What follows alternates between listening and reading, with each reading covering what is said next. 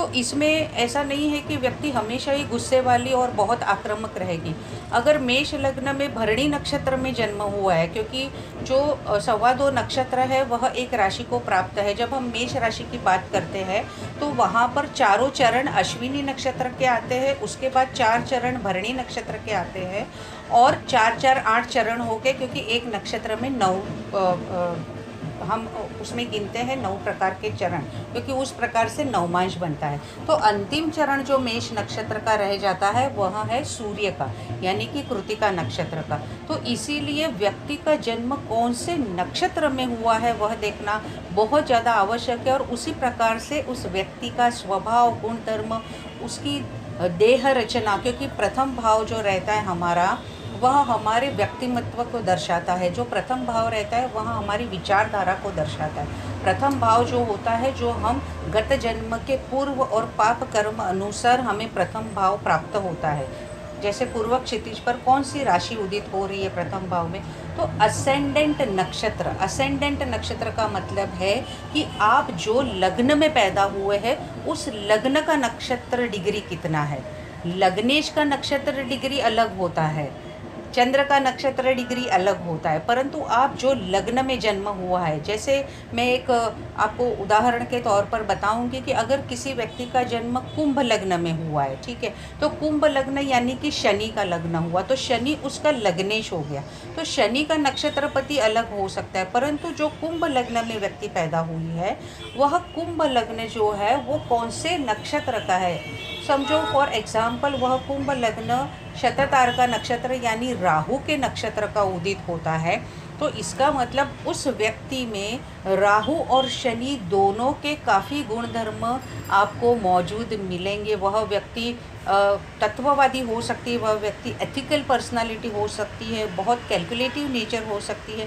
उसमें शनि के गुण धर्म ज़्यादा हो के वो शनि तय करेगा, परंतु लग्न का जो नक्षत्र है यानी कि राहु का जो नक्षत्र है, राहु यानी कि क्या, 100 तारों का समूह बनकर राहु का नक्षत्र बनता है, शततारका नक्षत्र, यानी कि इसको बोला है वैदक नक्षत्र। वैदक नक्षत्र का अर्थ क्या है, हीलिंग नक्षत्र, क्योंकि इस नक्षत्र में 100 प्रकार के तारकों का पुंज है और वह एक नक्षत्र की निर्मित करता है कि वो मधुमक्खी के छत्ते जैसा दिखता है। इसका मतलब अनगिनत जो 100 तारे हैं वह सभी मिलके उस व्यक्ति में एक प्रकार का एक इनबिल्ट टैलेंट देते हैं, उनमें हीलिंग पावर होती है। या तो वो हीलिंग प्रोफेशन में काम करते हैं, जैसे कि दवाइयों के फार्मासिस्ट बन जाते हैं, या तो नर्सिंग प्रोफेशन में जाते, पैरामेडिकल मेडिकल प्रोफेशन में जाते, अकल्ट में जाते, ज्योतिष में जाते, या तो वैदक बन जाते, या तो फिर गारुड़ी विद्या, मंत्र साधना, उपासना, पूजालयों में काम करना। तो आपका, मैं आज आपको एक टेक्निक बताने जा रही हूँ कि आपका जो असेंडेंट नक्षत्र है, जैसे मैंने अभी राहु का बताया, वो नक्षत्रपति कहाँ पर जाके कुंडली में बैठा है। जैसे अभी हमने राहु का उदाहरण लिया था, तो राहु समझो आपकी कुंडली में द्वितीय स्थान में मौजूद है, दूसरे भाव में मौजूद है, तो इसका मतलब उस व्यक्ति का पूर्ण जो जन्म का ऋणानुबंधन जिसको बोलते, उस व्यक्ति का पूर्णतः जो जन्म है वह दूसरे स्थान के लिए समर्पित होगा, क्योंकि राहु में जो स्थान में जाएगा, या तो आपका जन्म नक्षत्रपति जो स्थान में जाएगा उस स्थान के प्रति आपकी बहुत सारी जिम्मेदारियां दिखाता है। हालांकि राहु और केतु के नक्षत्र में जब आपका जन्म होता है तो यह पूर्वज से बहुत ज़्यादा आपका अनुसंधान बना देता है, क्योंकि जो केतु के नक्षत्र में जो जन्म लेते हैं वह आपके मातृ की तरफ से बताता है कि माता की तरफ से जो एंसेस्टर, जो पूर्वज चले आए हैं उनका जन्म है। और अगर राहु का नक्षत्र में आपका जन्म है तो पिता की तरफ से जो पूर्वज चले आए हैं उनका पुनर्जन्म हम उससे देखते हैं। तो इस जातक में आपको काफ़ी सारे अपने दादा दादी के भी आपको काफ़ी सारे कैरेक्टरिस्टिक यानी उसके गुण धर्म देखने मिलेंगे। और आपका ये जो मैं बात कर रही हूँ असेंडेंट नक्षत्र, कोई इसके बारे में ज़्यादा बात नहीं करता।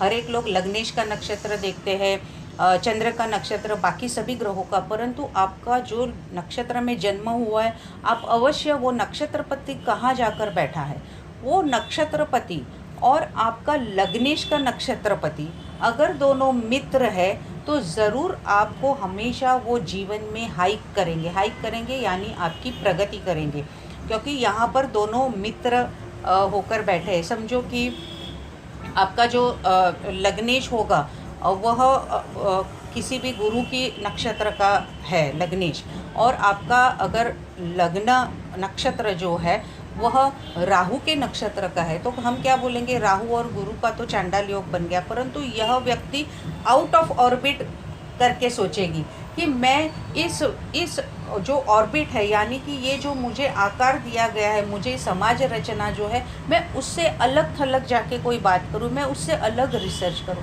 उनमें हमेशा ये टेक्निक होती है कि मैं सबसे अलग, और वो 4 लोगों में अलग आपको दिख के आते हैं।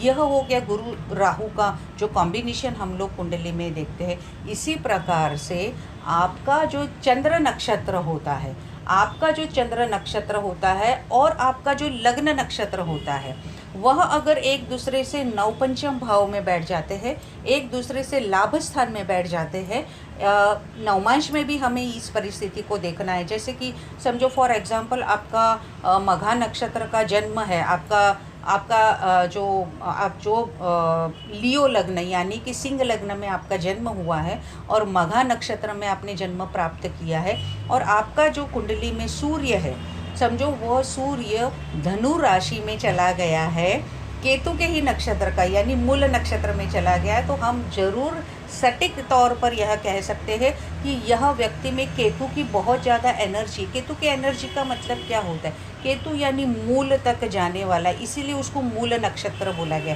जैसे हम मूल नक्षत्र की शांति करते, उसका मतलब क्या होता है कि इन लोगों को जब एक सिचुएशन ख़त्म होती है तब इनका आरंभ होता है। मैं एक छोटा सा उदाहरण देती हूँ कि मूल नक्षत्र वाले अगर कोई नौकरी के लिए एप्लीकेशन करते हैं और उस नौकरी में उन्हें पता चलता है कि नहीं भाई आपका तो सिलेक्शन नहीं हो पाएगा क्योंकि ऑलरेडी यहाँ पोस्ट भर चुकी है, और वह व्यक्ति घर वापस आती, परंतु ये मूल नक्षत्र ऐसा उनके लिए काम करती है कि जैसे ही वो आते हैं 2 दिन बाद उसी ऑफिस से उनको फ़ोन आता है कि अमुक व्यक्ति काम छोड़कर चला गया है, या तो फिर उनकी उन्नति हो गई है, उनकी बढ़ोतरी प्रमोशन हो गया है, तो आपको उनकी जगह पे रख दिया जाता है। और दिस इज़ मिरेकल, उनको लगता है ये मिरेकल है, परंतु दोस्तों यह मिरेकल नहीं है, यह आपके पूर्वजों का आपको आशीर्वाद है, क्योंकि केतु के नक्षत्र में आपका जन्म हुआ है और आपका लग्नेश भी केतु के नक्षत्र में है।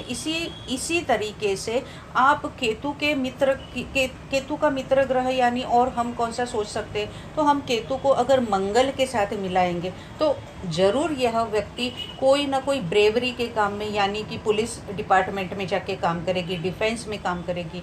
मंगल को मेडिसिन से जोड़ा गया है, दवाइयों से जोड़ा गया है, केमिकल्स से जोड़ा गया है, किसी भी प्रकार के लिक्विड में से दवाइयाँ बनाना, जिसके लिए चंद्र और शुक्र की भी आवश्यकता होती है, या तो फिर पैथोलॉजिस्ट बन जाना, या तो फिर फिजियोथेरेपिस्ट बन जाना, योगी बन जाना, योग शास्त्र सिखाना, योगा करने सिखाना। तो इस प्रकार से अगर आपको अपनी रुचि देखनी है कुंडली में, कई लोगों का यही प्रश्न होता है कि मुझे पता नहीं मुझे जीवन में क्या करना है, तो दोस्तों उस समय आपने अपना लग्न नक्षत्र देखना है, अपना लग्नेश का नक्षत्र देखना है और अपने चंद्र का नक्षत्र देखना है, और तीनों का आपस में मेल मिलाप देखना है। अगर ये भी सिंपल तौर पर आप अगर देखना सीख लोगे तो ज़रूर आपको तुरंत क्लिक हो जाएगा, हाँ मेरे में तो ये गुणधर्म मौजूद है। आप अपना खुद का नक्षत्र देखिए, दिस इज़ ब्यूटीफुल टेक्निक अगर आप देखना चाहेंगे। और इन रूटीन भी हमने क्या देखना है कि हमारा जो नक्षत्र में जन्म हुआ है वह नक्षत्रपति का जो वो नक्षत्र यानी कि उस नक्षत्र का जो देवता होता है, उस नक्षत्र की वृक्ष होते हैं, क्योंकि हम सभी लोग काफ़ी लोग ये भूल ही जाते हैं, हम तुरंत ग्रहों के उपाय देते हैं, हम वहाँ घर के उपाय देते हैं कि भाई इस घर में यह ग्रह है, इसके कारक तत्व है, तो उस प्रकार से आप इनको पूजा पाठ करवाइए। परंतु हमने बेसिकली क्या देखना है इसके अंदर कि उस नक्षत्र की देवता कौन सी है। जैसे अगर अश्विनी नक्षत्र में किसी का जन्म हुआ है, या तो अश्विनी नक्षत्र आपका उदित लग्न नक्षत्र है, तो उसका अश्विनी कुमार देवता है। आप ओम अश्विनी भ्यो नमः बोलिए, आप में हीलिंग पावर बढ़ जाएगी। हम सभी ज्योतिषियों ने ये करने की ज़रूरत है, क्योंकि जब तक हम में हीलिंग पावर नहीं बढ़ेगी, जब तक हम में केतु की पावर नहीं बढ़ेगी, हम अध्यात्म नहीं कर पाएंगे, हम साधना नहीं कर पाएंगे। और अगर हम साधना नहीं कर पाएंगे तो जन्म से हमारे में अगर थोड़ा बहुत भी कोई बाय डिफ़ॉल्ट टैलेंट मौजूद है, हम उसको एनहांस यानी हम उसका उदय नहीं कर पाएंगे। हम सिर्फ उसी तालाब में रह जाएंगे, हम समुंदर की ओर कैसे जा पाएंगे? क्योंकि समुंदर की ओर जाना होता है कि मास में बड़े पैमाने पर लोगों को आप में जो काबिलियत है उसको लोगों के सामने लाना, ना कि एक छोटी सी जगह पर बैठ के आपने उसी तरीके से उसको करना। तो जो नक्षत्र के जो देवता होते हैं, आप अगर देखोगे तो प्रत्येक नक्षत्र की एक एक स्टोरी है, एक एक दंत कथा बोल सकते हो आप, भगवान की स्टोरी बोल सकते हो। इतनी सुंदर स्टोरीज़ बताई गई है इसको जोड़ के। जैसे रोहिणी नक्षत्र है तो उसको 27 नक्षत्र और चंद्र को जोड़ा गया है। प्रजापति, दक्ष प्रजापति की बेटियां जो है 27 नक्षत्र, उनसे चंद्र देवता ने शादी की थी। परंतु रोहिणी नक्षत्र तो उनकी बहुत ही ज़्यादा प्रिय नक्षत्र में, इसीलिए रोहिणी नक्षत्र में जो जातक पैदा होते हैं वो बहुत ही सुंदर होते हैं, लेकिन वो बहुत ही चंचल भी होते हैं और उन्हें हंस के अपना काम निकालने में काफ़ी माहिर होते हैं। तो दोस्तों देखिए नक्षत्र कितना अपने जीवन में काम करता है। और आप ज़रूर देखिए, मुझे पता नहीं कितना समय मुझे मिला है। प्राची जी कितना समय है? Should I stop here?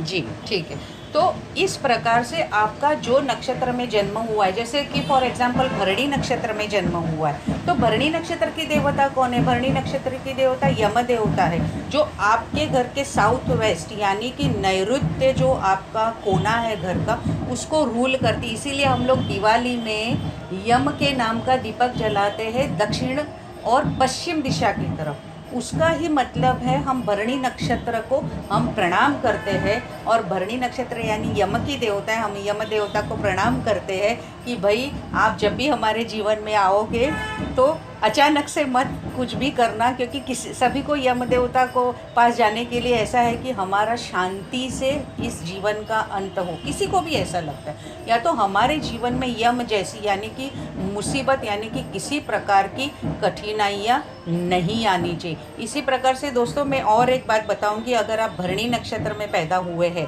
और अगर नहीं भी हुए हैं, और अगर आपने सेविंग्स अकाउंट खोलना है या तो आपने अपनी फिक्स डिपॉजिट अगर बैंक्स में जमा करनी है, तो आप भरणी नक्षत्र में अवश्य ये करिए, हमेशा आपके पैसों की वृद्धि होगी। सेविंग्स अकाउंट, आपका म्यूचुअल फंड स्टार्ट करना है, आपने एफडी बनानी है, आपने बॉन्ड्स खरीदने हैं, या तो आपने कोई भी पैसों का व्यवहार यानी कि जमा रखने की मैं बात कर रही हूँ, क्योंकि भरणी यानी कि भरना, बहुत सारा अक्यूमुलेशन ऑफ एनर्जी।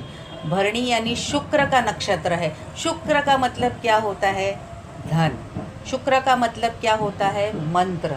इसीलिए जब शुक्र और केतु एक दूसरे के नक्षत्र में आते हैं या एक दूसरे के साथ भी आ जाते हैं, तो यह मंत्र सिद्धि के लिए बहुत ही ज़्यादा अच्छा कॉम्बिनेशन बोला गया है।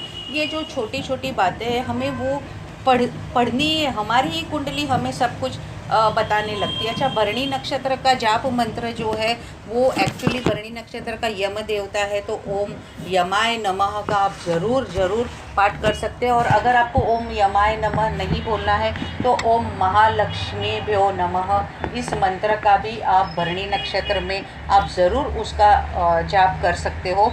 और इसमें क्या है कि आप अगर वीनस से रिलेटेड कोई भी, आप जो नक्षत्र से रिलेटेड काम करते हो उस नक्षत्र का आपने हमेशा पठन करना है, उसका वाचन करना है, और उसका जो वृक्ष रहता है उसका कोई भी एक ब्रांच यानी कि हम लोग दहाड़ी बोलते हैं उसका कोई भी एक छोटा टुकड़ा, उसका जो ब्रांच रहेगा वो मूल रहेगा उसका, या तो छोटा सा टुकड़ा भी रहेगा उसका, ज़रूर अपने पास में रखिए और आप ज़रूर उसका फल देखिए। आपका कोई भी चाहे ग्रह हो, कोई भी हो, लेकिन आप हमेशा अपना असेंडेंट यानी लग्न उदित नक्षत्र का जो वृक्ष है उसका हमेशा जो छोटा सा भी पत्ता क्यों ना हो, डाली क्यों ना हो, उसका छोटा टुकड़ा अवश्य अपने पास रखने की कोशिश करिए।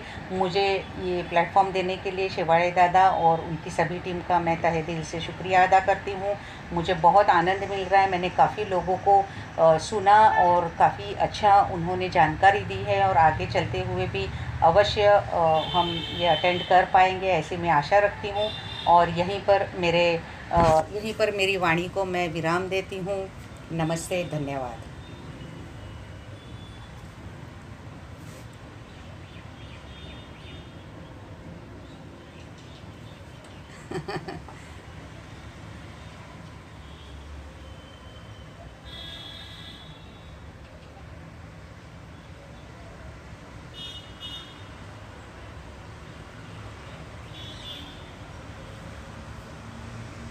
धन्यवाद दादा। बस दादा, अभी अभी मेरी ऑलमोस्ट मेरी पूरी काफ़ी पहले हो गई थी, लेकिन मैं उसमें कुछ सुधार करना चाह रही थी, लेकिन वो भी अभी कंप्लीट हो गया है। हाँ। मैंने 2 किताबें दादा कंप्लीट कर ली है। मैंने उपायों के ऊपर भी किताब लिख ली है। मैं सिर्फ थोड़े और उसमें एडिशन करना चाहती थी, बस मैं वो राह देख रही थी। तो ज़रूर अभी मैं दादा आपको उसका पीडीएफ भेज देती हूँ, जो कुछ भी है वो। और सभी का धन्यवाद। काफ़ी लोगों ने मैसेज किया है, मैं उन सभी का तहे दिल से धन्यवाद करती हूँ। बहुत बहुत अच्छा लग रहा है। Thank you ji. Planet to soul astrology. हाँ, मेरे